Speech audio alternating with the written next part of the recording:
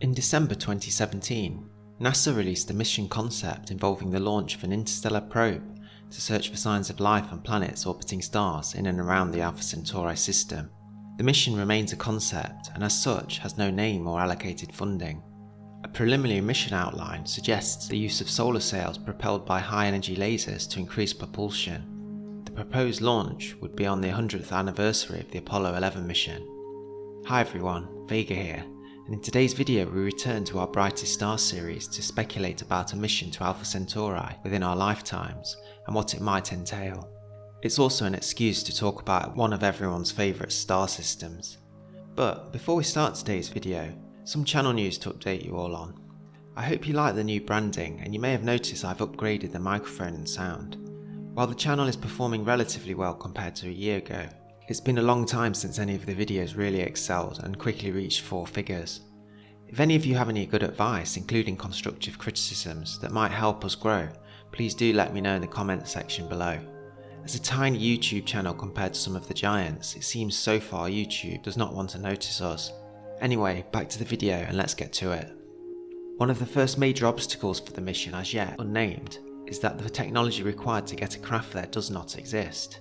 The projected launch date would coincide with the 100th anniversary of the first moon landing. Representative John Culberson of Texas, a self-professed space fan, oversaw in 2017 that an ambitious voyage formed part of NASA's budget for the year.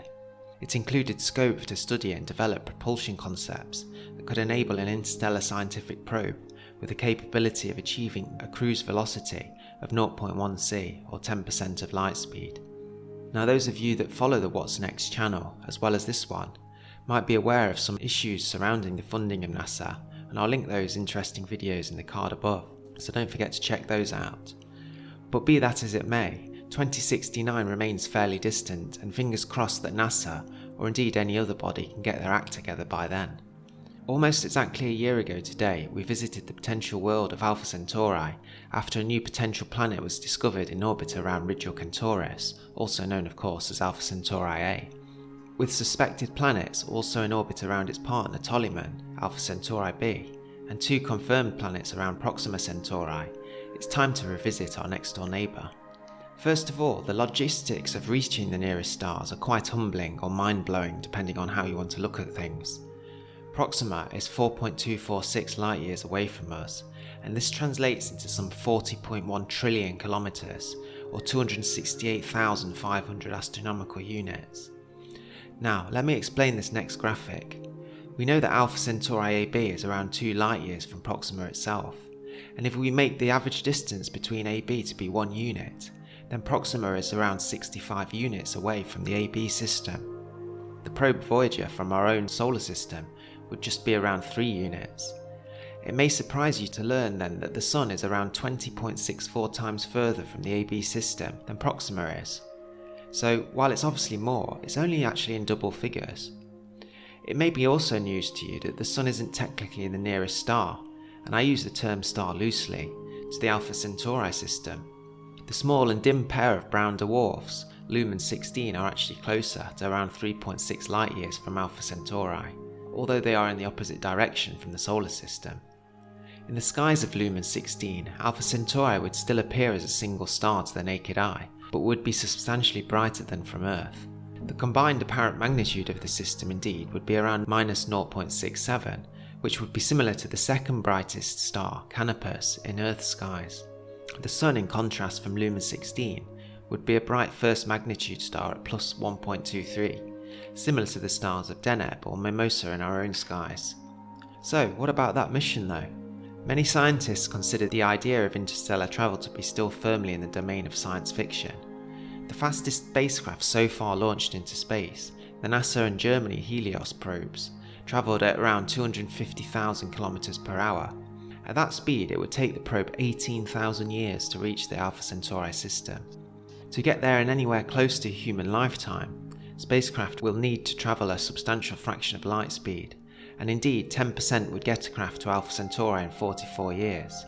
Achieving such phenomenal speeds would require equally eye-watering amounts of energy, even for relatively lightweight probes. It is a challenge that, as you probably already know, led the breakthrough starshot project to propose developing a spacecraft on a chip weighing less than 1 gram and avoid having to accelerate hefty engines and fuel. That craft would have large, featherweight light sails and be boosted to more than 20% of light speed by an enormous array of high-powered lasers on Earth. But one of the problems of sending such powerful lasers with wafer-thin solar sails is that they just melt. Not only that, but the original idea had been for the lasers to be stationed in space, and this was revised to be ground-based, because otherwise the project would take too long and be too expensive. Project Starshot, therefore, remains a balancing act, but as yet it's our only realistic option. Conventional forms of propulsion, like chemical, solar electric, or nuclear thermal technologies, will never be able to achieve such interstellar speeds.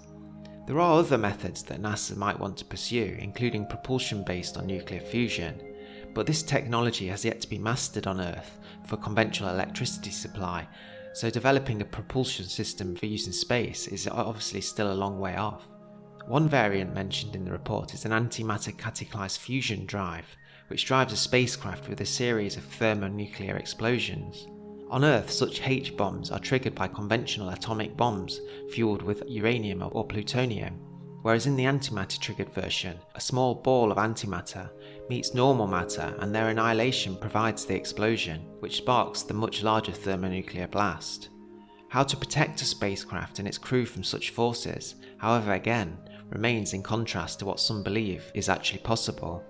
Another futuristic technology is the buzzard ramjet, which uses electromagnetic fields to scoop up hydrogen from the interstellar medium as it travels along, compressing it sufficiently for nuclear fusion to occur, thus providing thrust to drive the craft forward.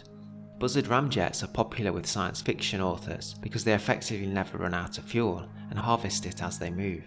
Although such approaches may seem impossibly sci-fi for many space scientists, NASA Innovative Advanced Concepts, or NIAC program, is already funding a study of directed energy propulsion for wave-sized spacecraft that in principle could achieve velocities exceeding 0.1 c.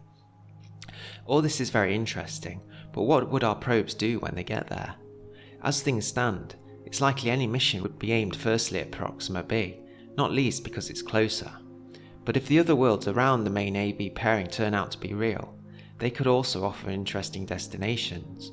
A fleet of several hundred to thousands of miniature probes could indeed separate upon arrival at Proxima and slingshot forward to destinations around the main AB pairing, but also perhaps even onwards towards the Lumen brown dwarf worlds.